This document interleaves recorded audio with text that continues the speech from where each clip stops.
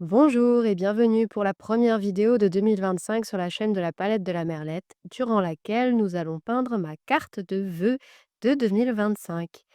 On va faire un petit pas à pas ensemble, mais avec un gros focus notamment sur peindre un fond en mouillé sur mouillé, tendre le papier pour l'aquarelle, et j'espère que vous êtes prêtes et prêts. Si vous ne me connaissez pas, je m'appelle Valentine, je suis aquarelliste et fabricante d'aquarelles à Toulouse. Et sur cette chaîne YouTube, je vous propose des vidéos tutoriels pour débutants et de process créatifs. Alors, sur cette vidéo, j'ai décidé de vous parler de plusieurs points importants et de vous faire un petit peu tout le process de mon illustration pour la carte des meilleurs vœux. J'espère ainsi pouvoir soit vous apprendre des choses si vous avez envie de vous lancer dans des illustrations un peu plus complexes, soit tout simplement vous guider pour faire la même illustration que moi. Tout d'abord, je vous montre en premier lieu comment j'utilise le papier calque parce que non, je ne dessine pas directement en fait sur le papier aquarelle. Pour la simple et bonne raison que je ne sais pas ne pas gommer et que ça abîme le papier aquarelle. J'ai donc appris à faire mon dessin, puis à le reporter par la suite sur le papier aquarelle. Et là, j'avais envie de vous montrer non pas le report du dessin avec la tablette lumineuse comme je l'ai déjà fait dans une précédente vidéo, mais avec le papier calque. Bon, le papier calque, normalement, vous savez tous comment ça marche. Je vous montre juste comment je fais moi. Donc, je pars du dessin, en fait, sur mon petit croquis. Je vais d'abord le reporter au crayon noir et avec un crayon noir waterproof ou pas, hein, mais ce qui compte, c'est que ce ne soit pas un crayon à papier. Ensuite, je vais justement retourner le papier calque et à ce moment-là, je le fais avec un crayon papier assez gras. Le mien, c'est du 7B. Je vous conseille d'être dans les environs entre 5, 6, 7, 8B, peu importe, il faut qu'il soit assez gras en fait. N'oubliez pas de bien tailler votre crayon à chaque fois pour être sûr d'avoir un dessin assez fin. Personnellement, je ne reporte pas tous les détails sur mon papier calque, je m'occupe plutôt de les faire à l'encre après.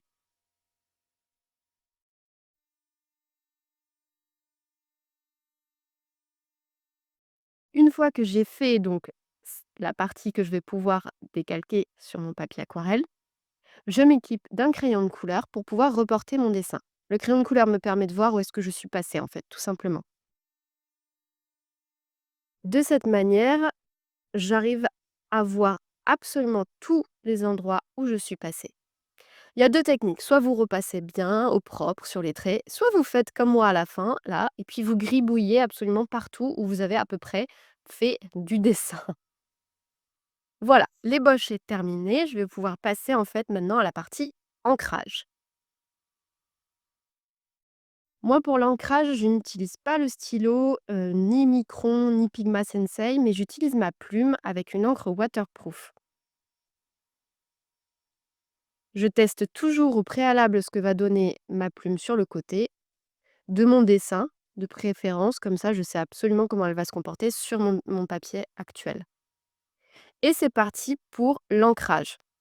Donc je vais repasser là où j'ai mon dessin et je rajouterai des détails du coup que je n'avais pas mis sur le croquis parce que je sais absolument ce que je voulais faire et j'avais pas besoin de le mettre sur le dessin au crayon papier.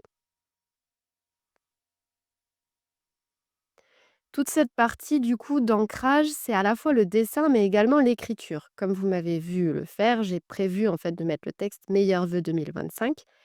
Évidemment, je n'ai pas, la je l'ai juste fait un placement, hein, c'est pas exactement comme ça que je vais l'écrire et d'ailleurs, vous verrez que quand je vais me mettre à la partie calligraphie, je me serais fait quelques tracés au préalable avec, une règle pour bien, écrire droit et cetera.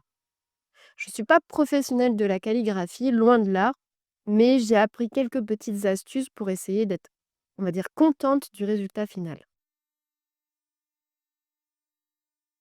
Je vous mets d'ailleurs en vitesse normale le moment où je fais la calligraphie. Là, l'idée, c'est vraiment pas de rater le dessin parce que sinon, il faut recommencer. Vous me voyez utiliser une petite feuille sous ma main, ce qui me permet en fait de ne pas écraser le crayon de bois, puisque avec ma main, je risque de l'étaler et de faire du coup des traces sur mon papier. L'ancrage, je le fais toujours du haut vers le bas, de la gauche vers la droite parce que je suis droitière, ce qui me permet d'éviter de remettre la main dans une partie qui serait encore humide, puisque ça met quand même un petit peu de temps à sécher sur du papier aquarelle coton 300 grammes quand même.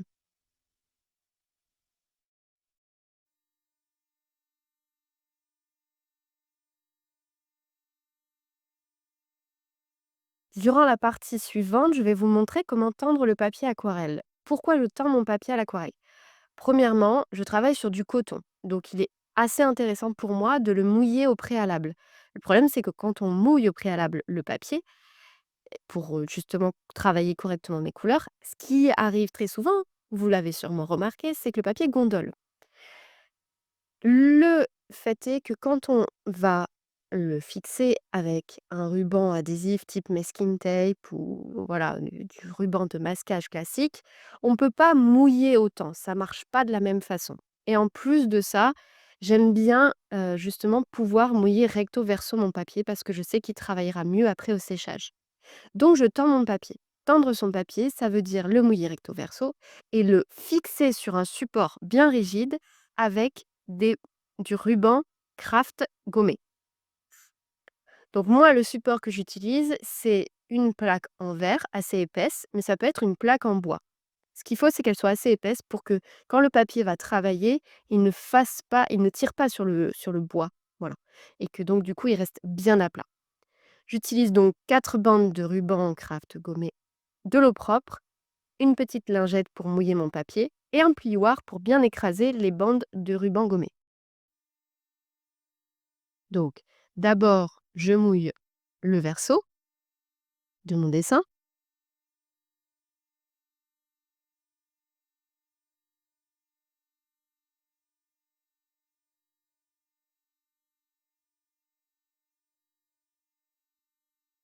Ensuite, je le retourne et je le mets correctement pour qu'il soit droit comme je le veux.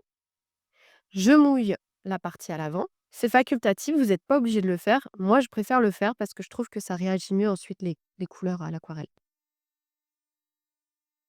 Et je mets ma première bande. Donc, il faut mouiller la bande du côté qui brille. Vous la mettez correctement à cheval entre le papier et le support. Vous la faites bien revenir le papier derrière le support. Et puis, vous plaquez le ruban craft sur le papier aquarelle en appuyant bien avec le plioir. Le but, c'est pas de déchirer le dessin, mais de bien appuyer pour qu'en fait la colle pénètre bien le papier. Il faut savoir qu'avec cette technique pour tendre le papier, vous ne pourrez pas ensuite décoller ces rubans. Donc il faut bien prévoir une marge sur votre dessin parce que vous allez le découper et non pas récupérer ce qui sera sous le papier. Ce ne sera pas des jolies marges blanches ensuite. Moi, je prévois de toute façon toujours mon dessin assez large pour que je puisse ensuite le faire au format que je souhaite. Et ensuite, je rajoute du coup la largeur de papier pour le ruban craft. Bon, là, en l'occurrence, j'avais prévu un petit peu trop de papier, donc je vais mettre 2 bandes, mais ça revient au même. Je montre à la fin de la vidéo comment je fais du coup, bah, pour récupérer ma carte à la fin. Et le papier craft gommé là est très facile à enlever. Il suffit de mettre ensuite le support, de le mouiller un petit peu. C'est pour ça que j'aime bien travailler avec la plaque en verre parce que je peux juste la mettre dans l'évier, faire couler de l'eau dessus et ça s'en va très facilement. Voilà, n'hésitez pas à bien repasser avec le plioir absolument partout, sur les angles, et cetera, pour que ça adhère bien et que ça ne bouge pas. Je précise au passage que si vous avez l'habitude de travailler l'aquarelle de façon impatiente avec un sèche-cheveux, la chaleur peut faire décoller un petit peu les bandes de craft gommées. Donc je vous conseille de ne pas passer le sèche-cheveux directement dessus. De toute façon, je déconseille de passer le sèche-cheveux, mais si vous le faites, c'est plutôt à température froide pour être sûr de ne pas faire décoller le ruban craft. Bien évidemment, je vous passe toute la séance de séchage, hein. C'est-à-dire qu'entre le moment où j'ai tendu le papier et où je l'avais ancré, j'avais d'abord laissé sécher mon ancrage et là, j'ai laissé sécher mon papier avant de passer à l'aquarelle.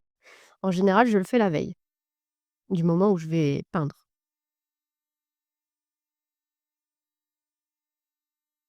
Et c'est parti du coup pour la partie aquarelle et ce que je voulais vous montrer en fait, c'est comment travailler un fond avec la technique mouillé sur mouillé. Je vous l'ai déjà montré en tutoriel, si vous n'avez pas vu le tutoriel, je vous remets le lien en barre d'infos. En l'occurrence, là, j'aimerais bien travailler mon fond avec une seule couleur et c'est la couleur éphémère du mois de janvier. Je vous l'ai dit, je suis fabricante d'aquarelles et chaque mois, je sors en édition limitée une couleur qui peut être soit achetée ponctuellement, soit achetée dans un abonnement que vous recevez ainsi tous les mois la nouvelle couleur. Et en janvier, la nouvelle couleur, c'est Matin givré. Matin givré, c'est un espèce de bleu, un bleu un peu gris, mais qui est dû au chrome, c'est-à-dire que les pigments se séparent avec beaucoup d'eau. C'est pour ça que j'ai décidé de l'utiliser dans un fond en mouillé sur mouillé. Je vais d'abord poser une première couche sur tout mon dessin. C'est pour donner un peu une ambiance à tout mon dessin, en fait, justement. Une tonalité à toute l'illustration.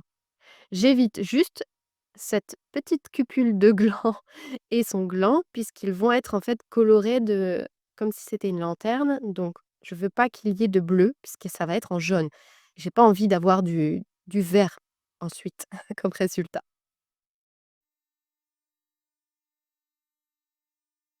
Ensuite, je m'attaque à quelques petits détails. Je pose les premières bases là. On n'est absolument pas sur le dessin final.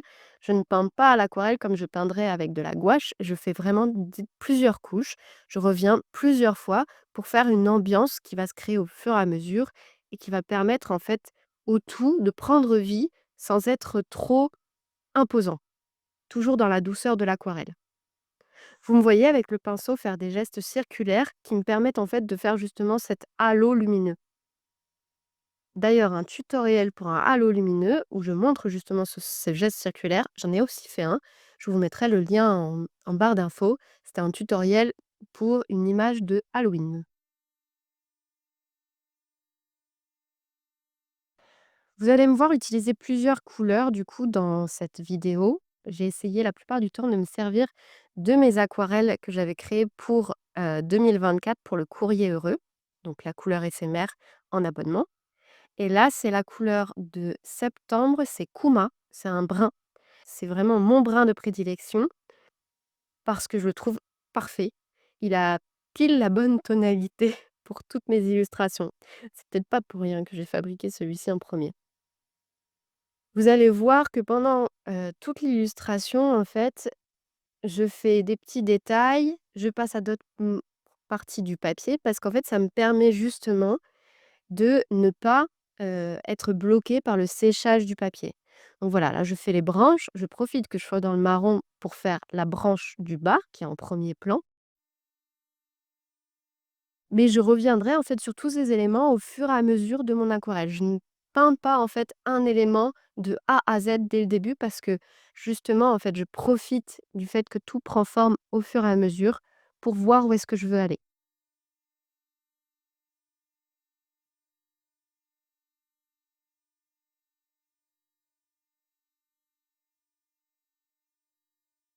Ici, j'utilise mon gris cignon qui est la couleur éphémère de décembre 2023.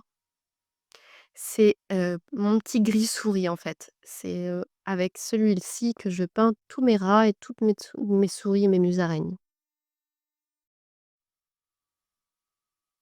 Vous remarquerez du coup que la composition de ma carte, elle est pas très complexe, hein. Ça tourne autour de ce petit personnage, d'un deuxième élément qui est la lanterne. Ensuite, j'ai fait quelques éléments de décoration, mais tout tourne autour de ce petit personnage et de l'écriture «Meilleurs vœux 2025».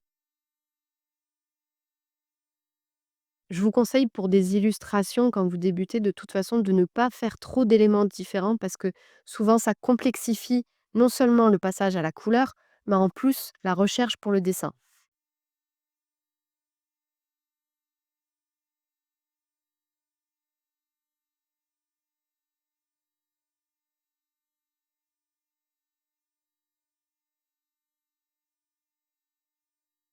Là, j'utilise un rouge Somnia qui fait partie de la collection permanente que vous pouvez retrouver sur ma boutique toute l'année et le jaune Lumnos. Lumnos, c'était la couleur éphémère de décembre 2024. Les 2 ensemble font un très joli orangé qui va me permettre en fait de venir un peu soutenir la lumière de la lanterne, gland.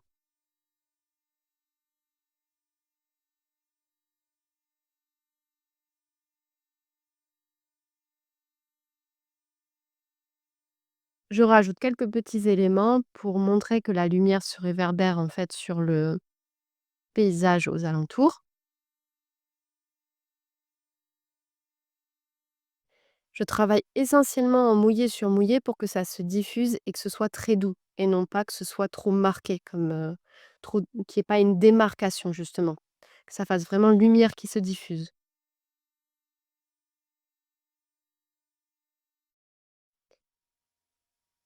Et je m'en viens retravailler mon fond pour la deuxième fois et cette fois-ci, c'est la dernière fois que je le travaille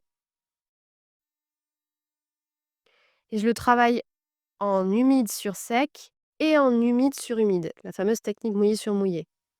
Je passe en fait une espèce de première couche un peu diluée. Et puis après, en fait, je vais juste aller chercher la couleur dans le godet et jouer avec l'eau en revenant sur le papier. C'est là que c'est très important, en fait, que le papier ait été tendu, puisque ça me permet, en fait, justement, de ne pas avoir le papier qui gondole pendant que je fais ça et qui, quand il sèche, se rétracte correctement.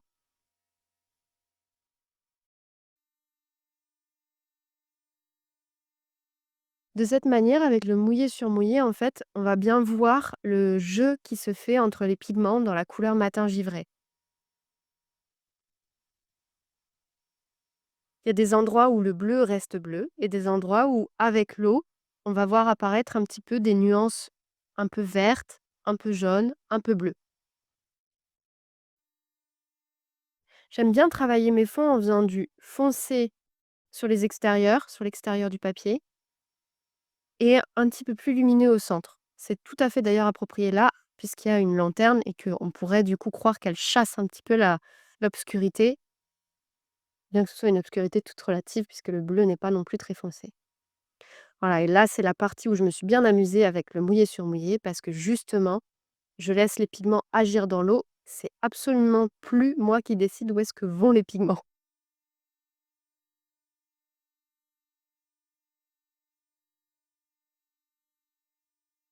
Bah, pour le reste de l'illustration, du coup, je ne touche plus au fond. Je vais juste rajouter maintenant les détails qui manquent, c'est-à-dire notamment le bonnet. Là, vous me voyez notamment le peindre avec la couleur éphémère du mois prochain. C'est donc Argus, un bleu-violet qui rappelle justement le violet du papillon Argus bleu.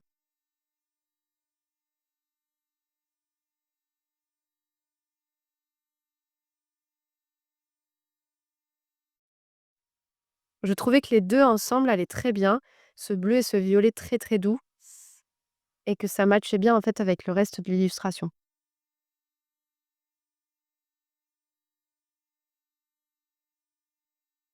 Je repasse une petite couche supplémentaire sur ma cupule de gland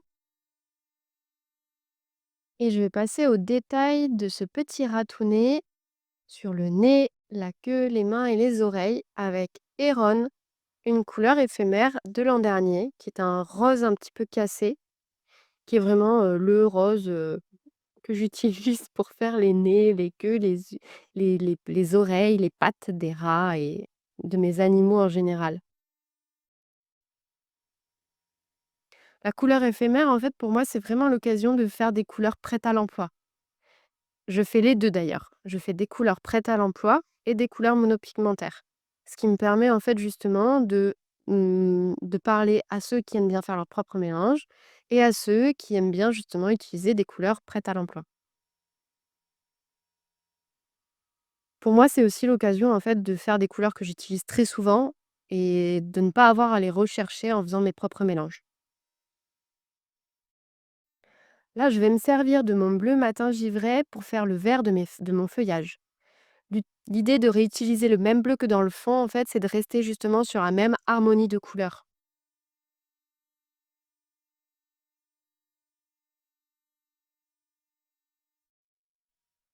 Voilà, on arrive bientôt à la fin de cette vidéo. J'espère que ça vous aura plu. J'ai essayé de délivrer quelques-unes de mes astuces pour la création de mes illustrations. J'espère que ça vous servira pour faire les vôtres. Si vous avez des questions, n'hésitez pas. Je suis très réactive dans les commentaires.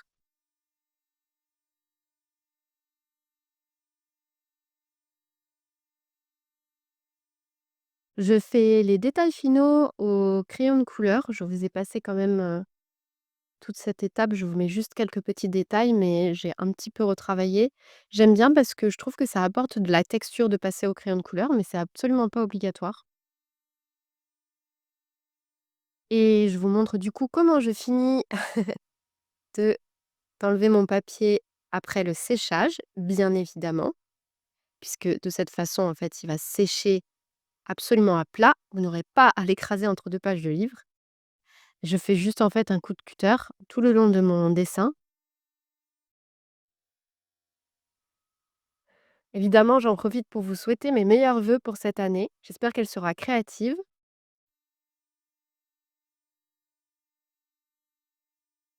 et si vous avez des envies de tutoriels ou de vidéos pour cette année, n'hésitez pas à me laisser un commentaire.